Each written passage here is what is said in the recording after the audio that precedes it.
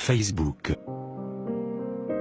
L'endroit où une seule personne peut avoir 1000 individus dans sa liste d'amis, sans que cette dernière ait un seul véritable ami.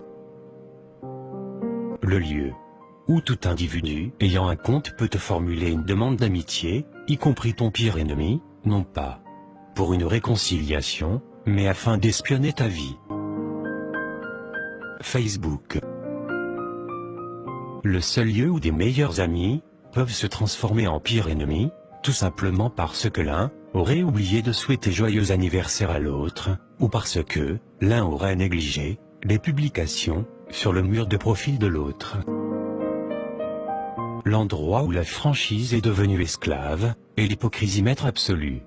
Où la photo de profil est trompeuse, et cache trompeusement la véritable nature des uns et des autres. Facebook. L'endroit où l'on t'insulte en parabole, et tu viens poser un j'aime sur le post de ton bourreau, sans te rendre compte que tu es la cible de ce post hypocrite en parabole.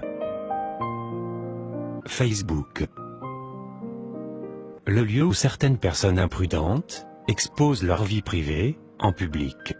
Mais aussi le lieu où le diable et ses agents, voire les sorciers, vont espionner et prendre des renseignements stratégiques sur la vie de plusieurs, afin de les détruire. Facebook.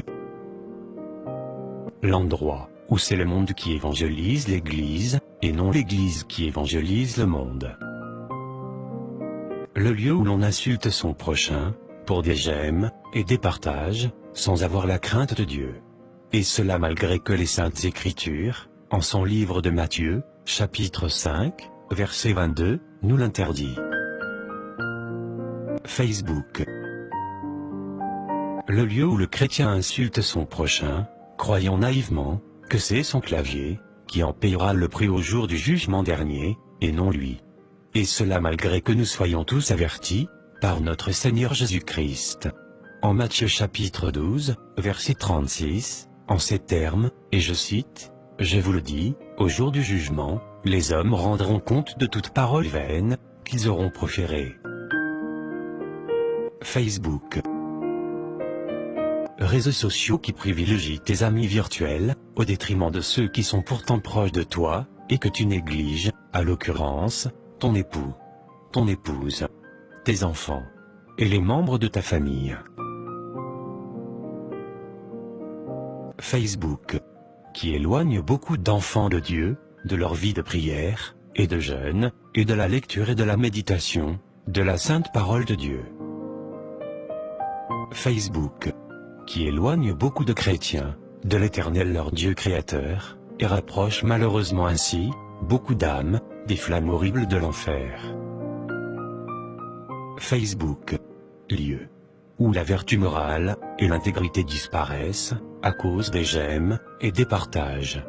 Jésus était baoulé, Jésus était baoulé, Jésus n'a pas connu de femme, Jésus était coagulé. Boum, na. Facebook.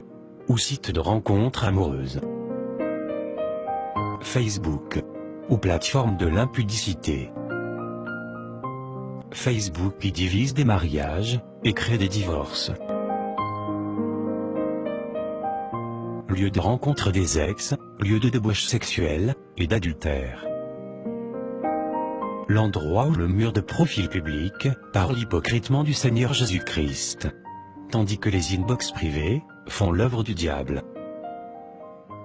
Facebook.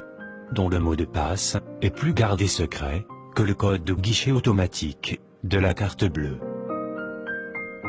Facebook, un lieu de débauche spirituelle, où tout le monde peut avoir une église virtuelle, où tout individu ayant une connexion Internet et un smartphone s'auto-proclame pasteur et prêche sans lui-même être enseigné, et plus grave, sans avoir un appel ministériel.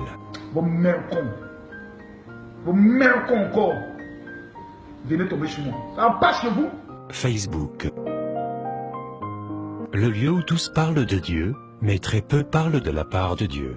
Moi, verset 7, demandez, on va te le donnera, cherchez, tu te verras, et frappez, on va te l'offrira. Facebook. Tanière de faux prophètes, et usine des fausses doctrines chrétiennes. l'endroit où selon les croyances naïves religieuses, un j'aime, un partage, peut guérir certains, rendre d'autres riches, ou donner du boulot au reste.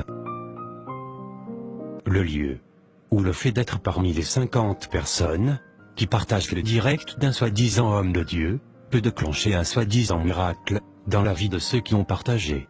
Les 400 premières personnes qui partageront cette vidéo dans différents groupes, je prophétise sur votre vie qu'avant la fin de cette semaine, l'Éternel prendra le soin de vous surprendre. Le lieu où l'auteur insiste que sa vidéo soit partagée avant même d'exposer sa pensée. Facebook et ses tout-puissants administrateurs de groupes virtuels.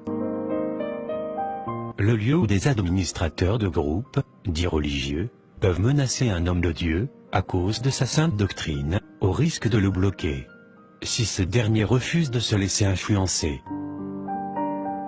Facebook ou église virtuelle. Le lieu où la brebis devient berger, et le berger est contraint à se métamorphoser en brebis, au risque de se voir déshonoré. Facebook. Le lieu où tout le monde veut être, à l'autel de prédication pour prêcher, selon la chair, mais où nul ne veut s'asseoir au siège des auditeurs, afin d'écouter la sainte parole de Dieu, et la mettre en pratique. Facebook. Le lieu où l'on consacre ses passes internet à écouter de longues vidéos du showbiz, de politique, et autres futilités de ce monde.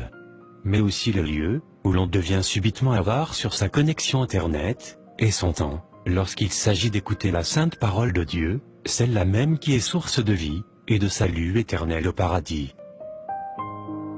Facebook. Est-ce les réseaux sociaux qui sont mauvais? Ou l'utilisation que nous en faisons qui est mauvaise? Un conseil. Notre Seigneur Jésus-Christ revient bientôt.